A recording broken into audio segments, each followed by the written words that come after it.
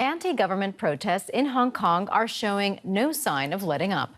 Tens of thousands of people took to the streets on Sunday for a seventh weekend in a row.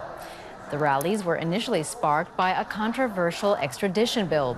Though the bill has now been suspended, the protesters are worried about an erosion of freedoms under Chinese rule and say they want free elections. Our correspondent Phoebe Kong is monitoring the situation, and she joins us now from Hong Kong for more.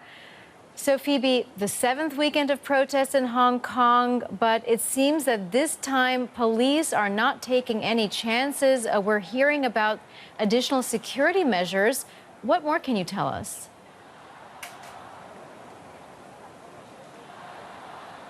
Yeah, the atmosphere of today is absolutely very tense in over the protest area right now. What I'm here, we can see the team, the rally is passing through at my back. They're going to the government headquarters right now, and police have deployed hundreds, if not thousands, of police officers around Hong Kong Island to prevent any violence clashes happening possibly later on today.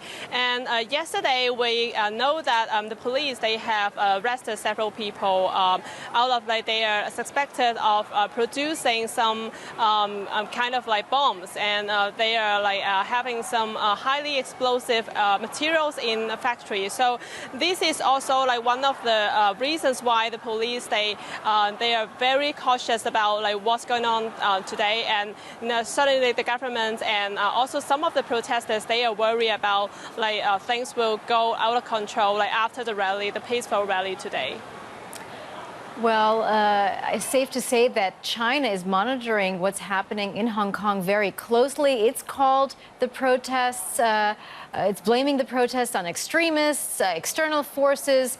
But how much longer do you think Beijing is going to tolerate this challenge to its authority over Hong Kong?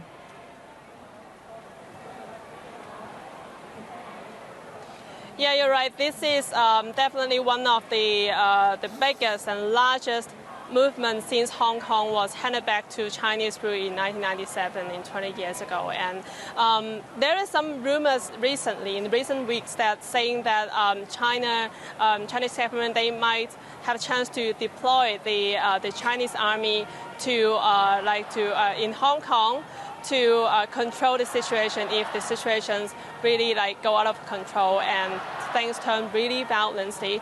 But this is a very sensitive move if the Chinese government really decide to use army to control the situation, and this would further harm Hong Kong's reputation and economy. And this is not something really easy to do that, because firstly, Hong Kong governments have to declare a state of emergency before the Chinese government they deploy the army to control the situation. So in short term, this might not happen, but in terms of politics and politically, it is expected that the Chinese government, they will tighten the grip over Hong Kong further, because obviously the Hong Kong government and the top leader, Carrie Lam, they lost all the trust and the integrity. So it is very likely that for the government, the Chinese government, to further tighten the grip over Hong Kong.